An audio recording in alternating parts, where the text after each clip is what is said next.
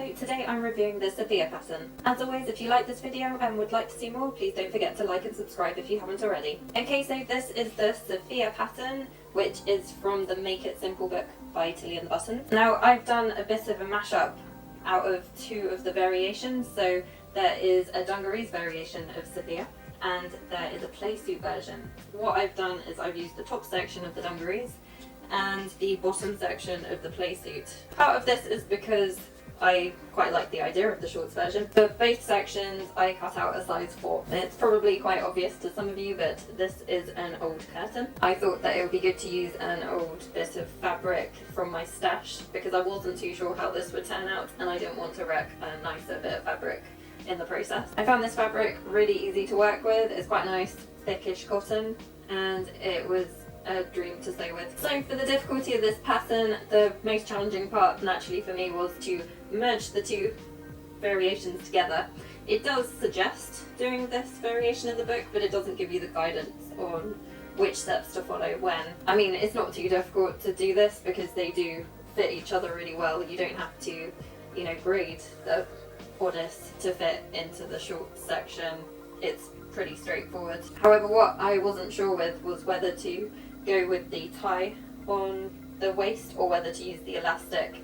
So I kind of made it at first without the elastic, but I obviously still had the length of the waistband in there. So obviously if you did want to make the Dungarees version with the tie version, you do need to remember to take out about 4.5 centimeters. So rather than lose that bit of fabric, because I'd already cut it out to have the waistband section, I just decided to give the elastic a go, which I'm pretty happy with. I'd say the most challenging part personally for me was making these little narrow straps. A substantial part of the time, maybe a good hour or so, was me trying to turn the straps right side out. Normally I just cheat and I end up stitching it wrong sides together and just folding in a little seam allowance, but I thought I'm going to do it properly this time.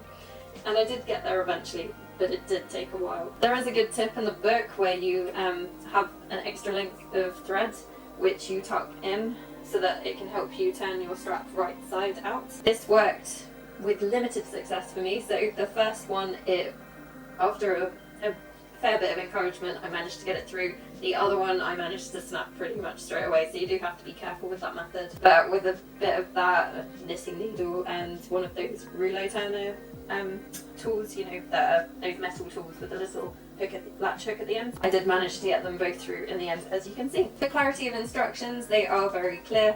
As I mentioned, the main struggle for me was just making sure I matched up the two different patterns at the right time. For the design and fit, I'm quite happy with this. I do think you need to be careful if your measurements do vary quite a lot.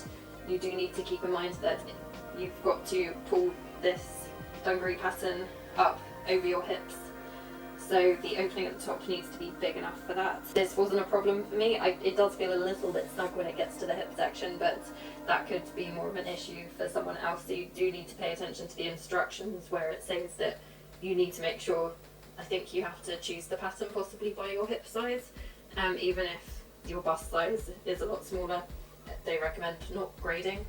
If you do grade, you need to add a fastening such as a zip. I do quite like the elastic version here, so I think it looks quite nice. It makes it a lot more fitted than it would have been. I do think it would look quite nice with the tie as well though, so you could just cut off a bit of that length, not do the waistband, and then add the tie that is in the book for the full-length Dungarees version. It's really difficult for me to say how long this took me, and to be honest, the book doesn't tell you how to make this particular variation because it's not an official variation in the book, it's just a suggestion. To be honest, I lost track of time with this, mainly because I did kind of make it without the waistband but still had the length. Then I had to unpick it, then I created the waistband. I also managed to, because it's got a flat front on this waistband, I managed to mark out the flat section of the waistband on the back, not sure why, but anyway, so then I had to restitch the back, unpick the front, reattach the elastic, but fortunately actually I hadn't stitched the elastic in place when I put it back to front, so I just had to take the pins out. But yeah, I did a few bits wrong. Not sure if it's just because I'm tired or I just wasn't paying attention. So to conclude, I am really happy with these. I actually quite like this old curtain material. all the fabric for this, and I think it looks really nice with a plain white t-shirt like so. It would actually go really nicely with the Tabitha t-shirt I made last time, which is part of my pyjama set, and I'm really tempted to just wear it as a regular top rather than a pyjama top. I've been wearing them as my pyjamas this week and they're really comfy, so I do recommend making them as pyjamas. It's nice and comfy. The elasticated waist I think does make it a bit more flattering. One thing that is a shame is that you can't use the pocket pattern on this. I don't know if you could if you made the shorts a bit longer, but it does warn you that the side seams pockets that you can make for the Safiya trousers, they are too long for making for the Playsuit. Saying that, I'm not sure I'd add a patch pocket either to this.